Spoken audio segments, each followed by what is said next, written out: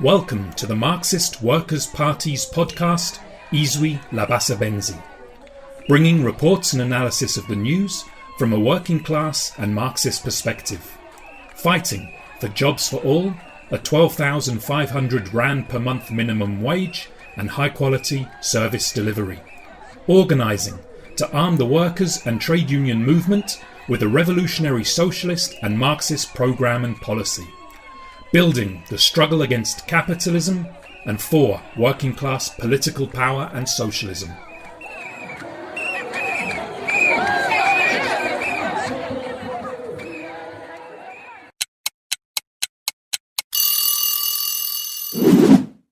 The date is the 16th of January 2021. In this bulletin, the second in a special two-part podcast to begin the new year, the ANC government mismanages the second wave of the pandemic, creating a fiasco around vaccine procurement, and the Labour Appeal Court sides with the ANC government against public sector workers, reflecting the sharpening class tensions in society. Building on last year's PPE corruption scandal, the ANC government is making a complete fiasco of vaccine procurement and rollout.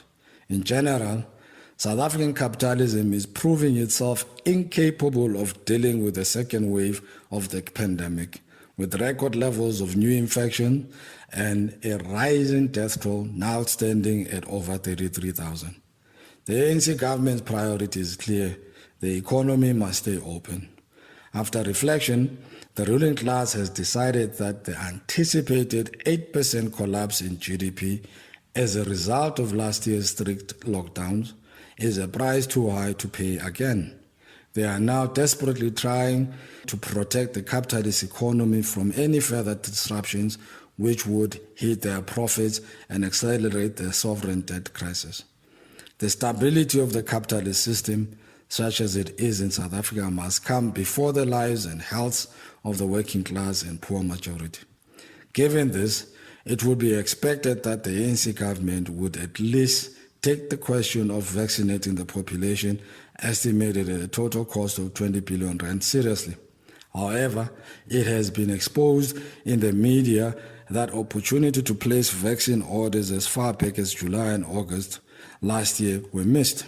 According to the Business Day newspaper, the Treasury was so committed to upholding the ANC's austerity program, which was analyzed in our 3rd of November bulletin, along with the sovereign debt crisis mentioned earlier, that the Department of Health was told to, quote, raise the money elsewhere to pay the 283 million rand deposit required by the International COVAX program.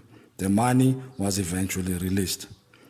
Continuing in the same mode, however, when asked to explain why South Africa was months behind with vaccine procurement, the Director General of the Department of Health said that the government was, quote, not keen on pre-purchase agreements as, quote, it required financial commitment the country was not comfortable making.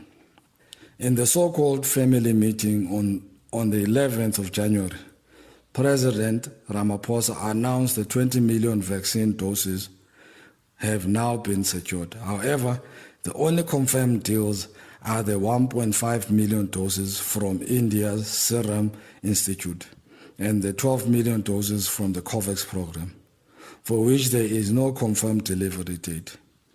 Why can the government not explain where the additional 6.5 million doses are coming from? It is highly likely that at the time of Ramaphosa's announcement, there was no signed agreement. In other words, he was trying to disguise the fiasco that he and his government are responsible for. The price of the delays in vaccination will be counted in thousands of additional deaths. The cold indifference towards the plight of the masses and the almost fundamentalist determination to protect the interests of the capitalist class was confirmed in the same family meeting. Ramaphosa maintained a deafening silence over the extension of the social relief of distress grant.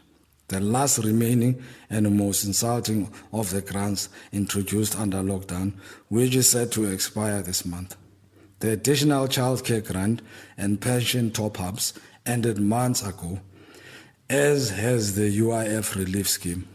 The chaotic and unplanned character of capitalism, being revealed again in the vaccine fiasco, is making the case anew for a democratically planned world socialist economy.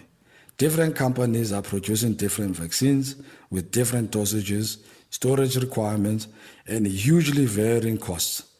Governments are being required to sign confidentiality and non-disclosure agreements with pharmaceutical companies so that the prices and therefore their profit margins remain a secret. This is another clear case of the capitalist class fearing the pitchforks that we spoke about in part 1 of this podcast. They are fully conscious of the anger and outrage that will be created by their profiteering. South Africa's pharmaceutical manufacturer, Aspen, based in Port Elizabeth, has been contracted by multinational Johnson & Johnson to prepare 300 million vaccine dosages, regardless of whether they are being manufactured or the vials merely being filled. The fact is that all will be exported. This while the government negotiates to buy vaccines from Johnson & Johnson. Private South African medical schemes will cover the cost of vaccinating the 7 million members and have agreed to subsidize the cost of vaccinating a further 7 million people. This will cost the private health sector 7 billion rand. This sounds like a significant contribution until the 80 billion rand of reserves these companies sit on is noted. These vast reserves for a minority of the population contrast sharply with the cuts to the public health sector used by the majority and the wage freeze imposed on public sector workers, including health workers. So in SA too, as in the US and elsewhere, the chickens have come home to roost. The ANC's capitalist policies, especially the neoliberal GEAR program adopted in 1996, entailed starving the health sector of funding, degrading it to a level close to complete dysfunction today, including the closure of nursing colleges and the dismantling of the country's vaccine manufacturing capacity and the further cutting of the health budget on the eve of the pandemic. This is not due to the heartlessness of the ANC's government and will not be solved by appeals for moral repentance directed towards them by the middle class and the labor movement leaders. It derives from the logic of the ANC's class character, a party committed to the preservation of capitalism. There is no better illustration of the necessity for the abolition of capitalism and the socialist transformation of society. The Marxist Workers Party fights for a publicly funded, free, accessible, and high-quality national health care service. We reject the ANC's National Health Insurance Program that proposes to leave vast swaths of the health sector in the hands of the private profit-making companies. We call for the nationalization of Mediclinic, Netcare, Life Healthcare, the private laboratories and the big pharmaceuticals and health insurance companies under the democratic control of health workers, patients and communities. Finally, on 15 December, the Labour Appeal Court sided with the ANC government and upheld its decision to cancel the final leg of the 3-year public sector pay deal signed in 2018. More than 1 million workers have had pay increases withheld from their pay packets since April last year. The government's argument for reneging on the deal was that it simply, quote, does not have the money to pay it. Ultimately, leaving aside the technical arguments used in the courtroom, this is a deeply political and deeply ideological ruling. The crisis of public finances is the result of decades of corruption and neoliberal policies that have bled and are bleeding state coffers dry for the enrichment of the capitalist class, for example, through the tender system and outsourcing low corporate taxes and turning a blind eye to illicit capital flows. The courts now present this edifice, consciously constructed in the interests of the capitalist class, as if it is a naturally occurring phenomenon, standing above the classes, and a reason in itself for attacking the pay of workers. This alone should be sufficient to reaffirm the foundations of the Marxist theory of the state, that the state, including the courts, are not neutral, but an instrument of class rule. Reinforcing this is another devastating anti-worker ruling by the Constitutional Court in a dispute between Metal Workers Union NUMSA and Aveng Steel, which has upheld the dismissal of 733 workers for rejecting unilateral changes to their terms and conditions. The catch-all excuse of the so-called operational requirements in Aveng's case, declining profits, can now be used as a legal precedent to restructure companies without consulting the workforce and dismissing workers who refuse to agree to unilateral changes. The common thread running through both judgments, justifying them, is the dire economic crisis, again, as if it is a natural occurring phenomenon. Taken together and building on the undermining of the right to strike in the 2015 amendments to the Labour Relations Act, these rulings are the most serious attacks on collective bargaining in the democratic era and a clear signal that for the capitalist class, the labour relations landscape of the last 25 years is over. Unfortunately, the full implications of this do not appear to be recognized by the majority of trade union leaders. The Public Servants Association is now taking the issue of the withheld public sector pay increase to the Constitutional Court, the same court that ruled against NUMSA. But no more time should be wasted. There must be a mobilization of workers for a public sector general strike, a call that the MWP has been making for more than a year. In addition, the trade union movement needs to prepare its members for the mass defiance of unjust labor laws and build a mass campaign for the scrapping of the LRA amendments.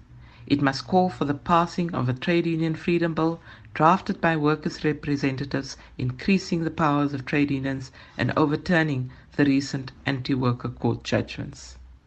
Of course, none of the parties represented in Parliament would be willing to support such a bill. So again, we return to the need for the trade union movement to seriously take up the building of a socialist mass workers' party to engage in the political front of the class struggle. We call on SAFTU to implement its resolution in favor of creating a workers' party and reconvene the Working Class Summit to plan the next steps forward.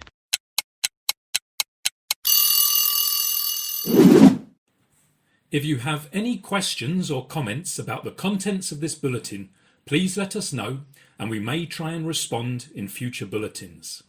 Also, if you know about or are involved in any struggles that you would like us to report on, or have any suggestions for future topics that you would like us to cover, please contact us. Our contact details will be provided at the end.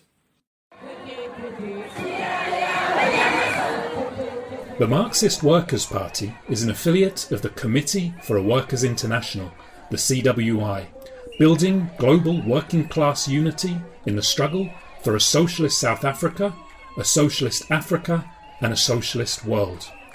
If you would like to join the Marxist Workers Party or find out more about us, including building the CWI in Southern Africa, please visit our website at www.marxistworkersparty.org.za or call or WhatsApp us on 081 366 7375.